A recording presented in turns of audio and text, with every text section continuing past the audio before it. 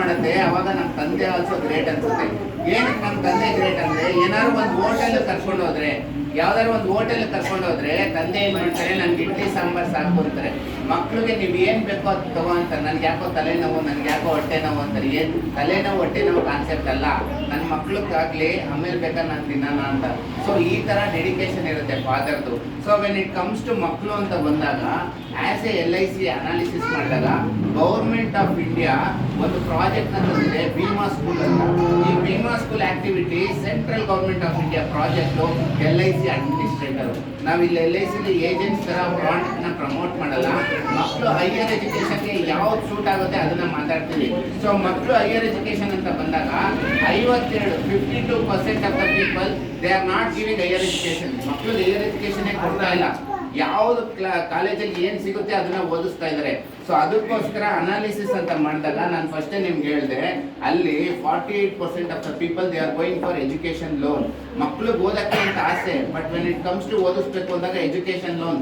ಮೊದಲೆಲ್ಲ education loan ಒಂದು ಸ್ವಲ್ಪ ಕಷ್ಟ ಆಗ್ತಾ ಇತ್ತು, ಬಟ್ ಇವಾಗ ಈಸಿಯಾಗಿ ಕೊಡ್ತಾರೆ. ಏನಕ್ಕೆ ಈಸಿಯಾಗಿ ಕೊಡ್ತಾರೆ ಅಂದ್ರೆ, ಎಲ್ಲಾ ಬ್ಯಾಂಕ್ಸ್ ಅಲ್ಲೂ ಕೂಡ it is a social security scheme ಅಂತ ಕನ್ಸಿಡರ್ ಮಾಡ್ತಾರೆ. ಹಂಗನ್ಬಿಟ್ಟು ಮೊದಲು ಏನಾಗ್ತಾ ಇತ್ತು, ಎಜುಕೇಶನ್ ಲೋನ್ ಕೊಡ್ತಾ ಇದ್ರು, ಸಂವಾಟ್ ಏನು ಫೋರ್ಸ್ ಇರಲಿಲ್ಲ. ಇವಾಗ ಎಜುಕೇಶನ್ ಲೋನ್ ಕೊಟ್ಟರು ಕೂಡ ಕರೆಕ್ಟ್ ಟೈಮಲ್ಲಿ ರೀಪೇಮೆಂಟ್ ಆಗಬೇಕು, ಇಲ್ಲಾಂದ್ರೆ ಬಿಡಲ್ಲ ಅವರು. ಸೊ ಏನ್ ಮಾಡೋಕ್ಕಾಗುತ್ತೆ, ಅದನ್ನೇನು ಮಾಡೋಕ್ಕಾಗಲ್ಲ. ಬಿಕಾಸ್ ಸಂವಾಟ್ ಅಲ್ಲಿ ಏನಂದ್ರೆ ಕಾನ್ಫಿಡೆನ್ಸ್, ಆ ಲೋನ್ ಕೊಡೋರು ಓವರ್ ಆಲ್ ಬರೀ ತಂದೆ ತಾಯಿನ ಅಷ್ಟೇ ನೋಡಲ್ಲ. ಈ ಮಗು ಒಳ್ಳೆ ಎಜುಕೇಶನ್ ಸಿಕ್ಕಿದ್ರೆ ನಾಳೆ ದಿನ ಇವ್ರ ಸೊಸೈಟಿಗೆ ಹೋಗ್ತಾರೆ, ಅವ್ರಿಗೆ ಇನ್ಕಮ್ ಅಂತ ಬರುತ್ತೆ, ಆ ಇನ್ಕಮ್ ಅಲ್ಲಿ EMI ಕಟ್ತಾರೆ ಅಂತ.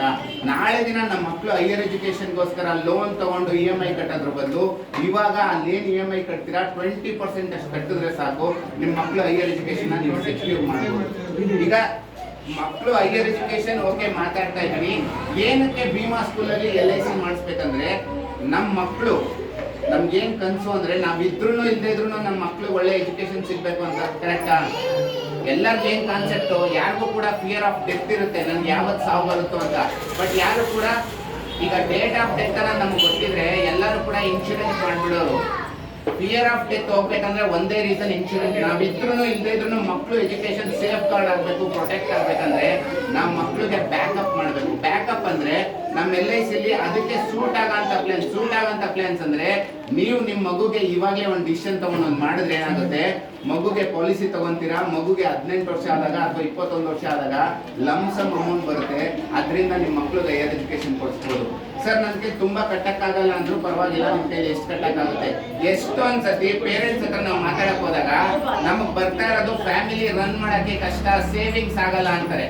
ಯಾಕೆ ಅಂದ್ರೆ ದೊಡ್ಡ ಸೀನಿಯರ್ ಅಡ್ವೈಸರ್ ಏನ್ ಹೇಳ್ತಾರೆ ಅಂದ್ರೆ, ವೆನ್ ಎವರ್ ಯುವರ್ ಅರ್ನಿಂಗ್ ಅಂದಾಗ, ಅರ್ನಿಂಗ್ ಆದ್ಮೇಲೆ ಫಸ್ಟ್ ನೀವು ಸೇವಿಂಗ್ಸ್ ಮಾಡಿ ರಿಮೈನಿಂಗ್ ನ ಎಕ್ಸ್ಪೆನ್ಸ್ ಮಾಡ್ಬೇಕು ಅಂತ. ನೋಡಿ ಇನ್ನೊಂದ್ಸತಿ ಹೇಳ್ತಾ ಇದೀನಿ, ನನ್ಗೊಂದು ಅರ್ನಿಂಗ್ ಇದೆ, ಅರ್ನಿಂಗ್ ಆದ ತಕ್ಷಣ ನಾನು ಏನ್ ಮಾಡ್ಬೇಕು, ಸೇವಿಂಗ್ಸ್ ಮಾಡ್ಬೇಕು. ನನ್ಗೆ ಇಷ್ಟ ಅಮೌಂಟ್ ಇದ್ರೆ ಇದನ್ನ ಸಪ್ರೇಟ್ ಆಗಿ ಎತ್ತಿಟ್ಟು ಬಾಕಿದನ್ನ ಎಕ್ಸ್ಪೆನ್ಸ್ ಮಾಡ್ಬೇಕು. ಬಟ್ ನಾವೇನ್ ಮಾಡ್ತಾ ಇದೀವಿ, ಇನ್ಕಮ್ ಬಂದ ತಕ್ಷಣ ಎಕ್ಸ್ಪೆನ್ಸ್ ಮಾಡಿ ಕೊನೆಗೆ ಸೇವಿಂಗ್ಸ್ ಹುಡುಕ್ತಾ ಇದೀವಿ, ಮಾಡಕ್ ಆಗ್ತಾ ಇಲ್ಲ.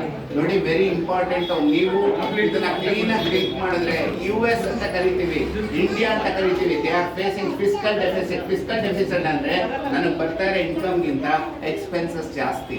ನಾವು US ನ ದೊಡ್ಡ ರೋಲ್ ಮಾಡಲ್ ಅಂತ ಕನ್ಸಿಡರ್ ಮಾಡಿದ್ರು ಕೂಡ US also facing fiscal deficit. ಆ ದೊಡ್ಡ ಕಂಟ್ರಿನೇ ಮಾಡ್ಬೇಕಾದ್ರೆ ನಮ್ಮ ಫ್ಯಾಮಿಲಿ ಇದ್ದೇ ಇರುತ್ತೆ. ಏನಕ್ಕೆ ಅಂದ್ರೆ, ಬಿಕಾಸ್ ಆಫ್ ನಮ್ಗೆ ಅನ್ವಾಂಟೆಡ್ ಥಿಂಗ್ಸ್ ನ ನಾವು ಬೈ ಮಾಡ್ತೀವಿ. ಫಾರ್ ಎಕ್ಸಾಂಪಲ್, ಈಗ ಅಮೆಝಾನ್ ಪ್ರಮೋಟ್ ಮಾಡ್ತಾರೆ, ಫ್ಲಿಪ್ಕಾರ್ಟ್ ಪ್ರಮೋಟ್ ಮಾಡ್ತಾರೆ, ನಮ್ಗೆ ವಸ್ತು ಬೇಡಲ್ಲ ಅಂತ ತಗೊಂತೀವಿ. ಇನ್ನೊಂದು ನಮ್ಮ ಹತ್ರ ವಸ್ತು ಇದ್ರೂ ಇನ್ನೊಂದು ತಗೊಂತೀವಿ. ನಮ್ಮ ಮನೇಲಿ ಆಲ್ರೆಡಿ ಟಿವಿ ಇದೆ, TV is luxury, but education is essential. But education ನಾವು ಬದಲು ಟಿವಿ ಬೈ ಮಾಡ್ತೀವಿ. ಸೊ ಅದಕ್ಕೋಸ್ಕರ ನಾನು ಇಲ್ಲಿ ಏನ್ ಎಜುಕೇಟ್ ಮಾಡ್ತೀನಿ ಅಂದ್ರೆ, ನಿಮ್ಮ ಮಕ್ಳಿಗೋಸ್ಕರ ನೀವು ಪ್ಲಾನಿಂಗ್ ಮಾಡ್ಲೇಬೇಕು. ನನ್ನ ಹತ್ರ ಆಲ್ರೆಡಿ LIC ಇದೆ, ನಾನು ಮಾಡ್ಸಲ್ಲ, ನಿಮ್ಮ ಹತ್ರ ಇರೋದು ಯಾವ್ದು ಅಂತ ಡಿಸ್ಕಸ್ ಮಾಡಿ ನಮ್ಮ ಅಡ್ವೈಸರ್ ಹತ್ರ. ಅವ್ರು ಹೇಳ್ತಾರೆ ಈ ಪ್ಲಾನ್ ಈ ಬೆನಿಫಿಟ್ ಆಗುತ್ತೆ, ಸೊ ನಿಮ್ಮ ಮಕ್ಳಿಗೆ ಇನ್ನೂ ಜಾಸ್ತಿ ಬೇಕಾಗುತ್ತೆ. ನೋಡಿ ಇದು ಇನ್ನೊಂದು ಒಳ್ಳೆ ಸ್ಕೀಮ್ ಅಂದ್ರೆ, ನೀವು ಒನ್ ಟೈಮ್ ಕಟ್ಟಿದ್ರೆ ಸಾಕು.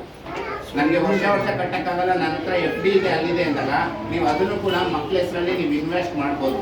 ಈ ಮಕ್ಳ ಹೆಸರಲ್ಲಿ ನೀವು ಪಾಲಿಸಿ ತಗೊಂಡ್ರೆ ಇನ್ನೊಂದೇನು ಅಡ್ವಾಂಟೇಜ್ ಅಂದ್ರೆ, ಸಪೋಸ್ ಪಾಲಿಸಿ ತಗೊಂಡಿರ್ತಾರೆ, ನಾವು ಕೋವಿಡ್ ಅಲ್ಲಿ ನೋಡಿದೀವಿ ಎಷ್ಟೊಂದು ಜನ ತುಂಬಾ ಎಂಗೇಜ್ ಅಲ್ಲೇ ಜೀವ ಕಳ್ಕೊಂಡ್ರು.